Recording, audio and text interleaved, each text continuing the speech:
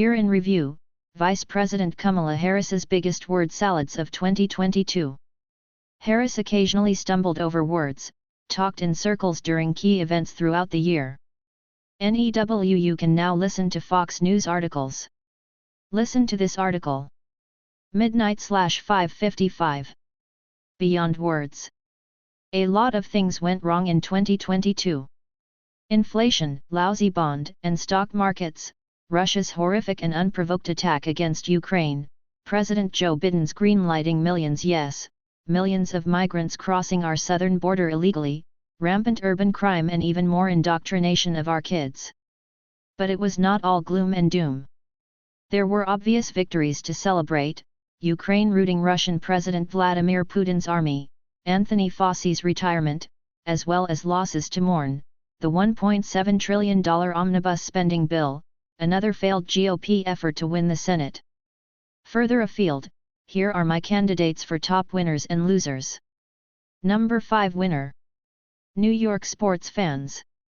The Yankees and Mets both made it to the playoffs this year, the Knicks are enjoying an okay season, and the Nets winning, despite the firing of their coach and issues with star point guard Kyrie Irving. Okay, so the Jets have fumbled recently, but both they and the Giants are in the hunt for a playoff spot. Ron DeSantis' Freedom Blueprint touted by school board members as way to elect more conservative candidates. Number 5 loser. Tom Brady, the greatest NFL quarterback of all time, whose reputation has been sacked for having retired from the game he dominated, only to return to the field a mere 40 days later. And, for possibly sticking around too long, the Tampa Bay Buccaneers may get to the playoffs, but currently they have a losing season, the first of Brady's career. Reportedly, the return to the field also cost the GOAT his wife, supermodel Gisele Bündchen. Gotta know when to hang it up, Tom. When you figure it out, please call Biden. Tampa Bay QB Tom Brady might be the greatest of all time, but he was a loser in 2022. Tampa Bay QB Tom Brady might be the greatest of all time, but he was a loser in 2022. Number 4 winner. NASA, which enjoyed an astronomical victory with the successful 25-day trip of Artemis, a 32-story tall rocket. The unmanned spacecraft circled the moon, presumably, though not officially, checking out what China has been up to on the dark side. Not only did NASA get back in the space exploration game, it also successfully bumped an asteroid off course. Fans of Bruce Willis' Armageddon rejoice, and unfolded in space the final configuration of the James Webb Space Telescope that relayed out-of-this-world images of the universe's earliest galaxies. Number 4 loser. The FBI, our once respected crack law enforcement agency, has lost the confidence of all right-thinking Americans. The FBI has been caught out for manipulating public opinion, interfering in our elections and working on behalf of the White House for partisan purposes. The release of the Twitter files makes clear that Rusi Agate was no one-off. The FBI pressured Twitter, and most likely other social media giants, to censor information damaging to Hunter Biden and to his dad Joe Biden, and sat on the infamous laptop of the first son even as they pushed to discredit the information it contained. A new survey shows 63% of likely U.S. voters want Congress to investigate the FBI. Count me in. Number 3 winner. Elon Musk, who has sacrificed tens of billions of dollars of his personal wealth to protect free speech in our country. Musk, the one-time darling of tree-hugging liberals who also embraced Tesla, is now vilified for outing bad actors in the FBI and bad conduct in Silicon Valley. Turns out conservative voices have been muted on social media, purposefully. Shadow banning is not a right-wing conspiracy, it happened. The nation owes Musk as quixotic and unreliable as he sometimes is unswerving admiration. He is down, I for one do not count him out. Number 3 loser. Eric Adams and the bonehead liberal policies that have destroyed blue cities like New York, over which the party-loving mayor presides.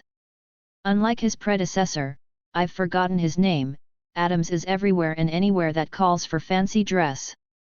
Candidate Adams talked a good game about fighting crime and welcoming businesses. Some saw him running for president in 2024.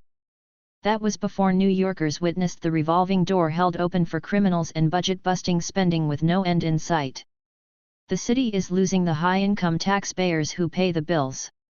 Prince William and Kate Middleton arrive at the Earthshot event in Boston Video. Click here to get the opinion newsletter.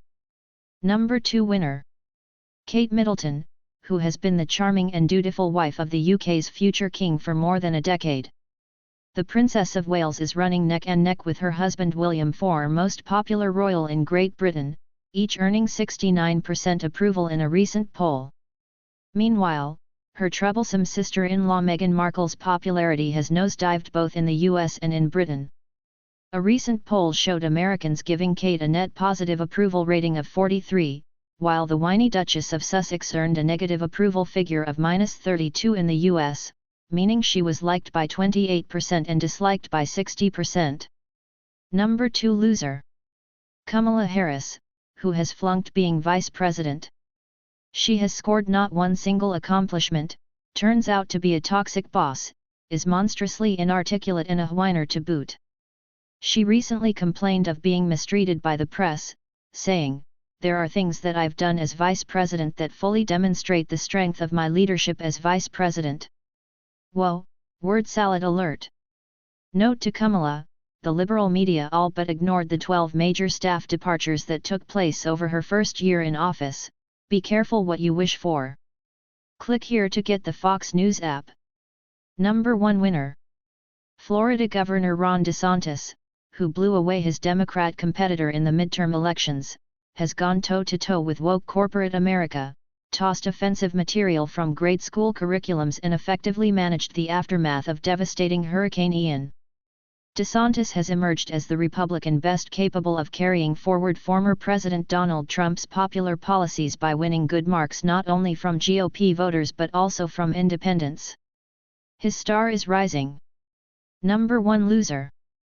Samuel Bankman-Fried, who took down not only his firm FTX, but also undermined confidence in the entire cryptocurrency industry.